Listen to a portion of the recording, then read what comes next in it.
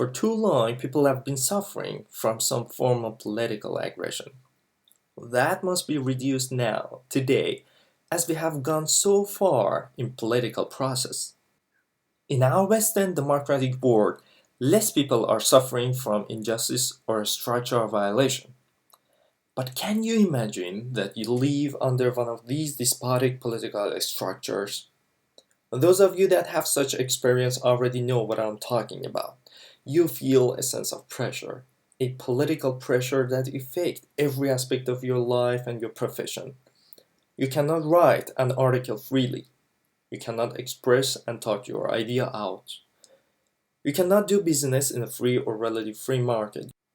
You cannot even enjoy or have fun with your family, friends, or your love. You are entitled to nothing.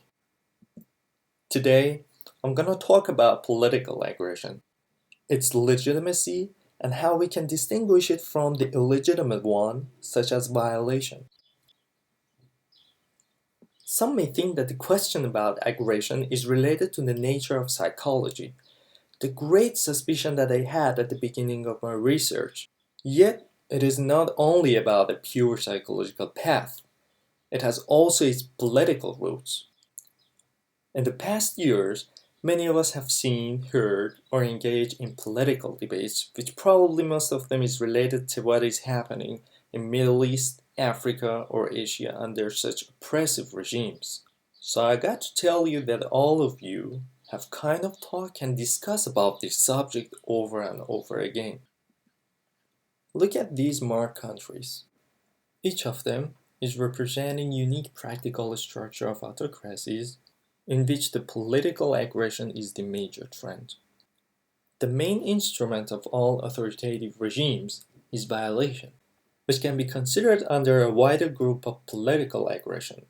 That is why political aggression theory is important, because it is the main instrument of each political structure and it is highly contentious when we are considering authoritative regimes. First, we have to see what act of aggression is.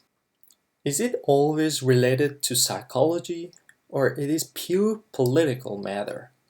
And then we have to see that how it would be linked on the one hand to human rights and on the other hand to political anxiety theory and political consciousness theory. Psychological explanation of aggression has been always a dominant assumption. Among all, we can refer to the frustration-aggression hypothesis, which merely concentrates on a strong connection between the act of aggression and the personal social context. Basically, the common and simple idea is that the frustration is the only origin of all acts of aggression. It is fair though, the relation between frustration and aggression is pretty strong, yet they cannot completely assess our understanding regarding the act of aggression in politics. This means that a psychological definition of frustration is not the only origin of act of aggression in political cases. So to understand the origin of political act of aggression, we have to understand political consciousness theory.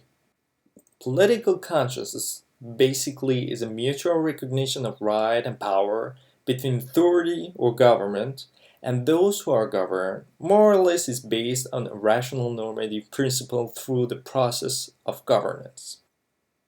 Given the historical process, the political consciousness is the fundamental trait of political progress and political revolutions, such as Glorious Revolution of 1688, French Revolution of 1799, American Revolution of 1783, and Arab Spring in the recent years. In all of these instances, the revision in distribution of political power is the key point of revolutionary act for establishing the new political order. This process is the product of politicization toward political consciousness. Let us get back to political aggression and see how this political consciousness and political aggression has been connected to each other. There are two sources of aggression. Disappointment, which is raised for correction and justice, and avarice, which is raised for violation. But what have been said is frustration is not the only origin of act of aggression, which is rooted in inability and anxiety. In fact, aggression has been always a coercive instrument for political powers. Act of aggression can be raised from ill character of oppressed and oppressor or from the rule of law. What is important is that the rule of law should rely on a rational normative principle for an emotionless and legitimate act of aggression.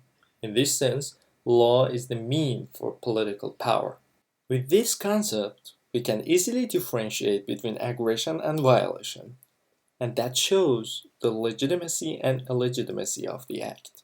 While legitimate aggression is based on rational normative principle, violation is the illegitimate one which lacks such a ground. Thus, I would divide aggression to legitimate and illegitimate, and call violation a legitimate act of aggression which is against the human life and human rights. Now, if you are thinking that the usage of violation can be even worse, yes, there is. Because repetition in violation unavoidably causes a historical process act of oppression. While ago, we have talked about the act of aggression in politics, which on the one hand would be stand in front of the frustration-aggression hypothesis, and on the other hand related to the political consciousness theory, and that is anxiety. So let me explain it. Coercion and oppression have been always used by political powers. Both cause a sense of anxiety for those who exercise political power and for those who are subjected to it. Through the act of coercion, which is supported by law and rational normative principles, there has been always a sense of anxiety, but it is pretty low. On the other hand, an illegitimate act of aggression, which is based on ill character or avarice, there is a high sense of anxiety, and that is because of its origin and its illegitimacy. Among the illegitimate act of aggression is oppression. There are two forms to approach this concept. On the one hand, there is oppression as avarice aggression, which means when power continually keep using the authority to dominate and abuse its subject. And on the other hand, there is oppressor, which causes slavery and gender inequality in Middle Eastern countries, are the instance. So political anxiety is one of the factors or signs in behavioral political analysis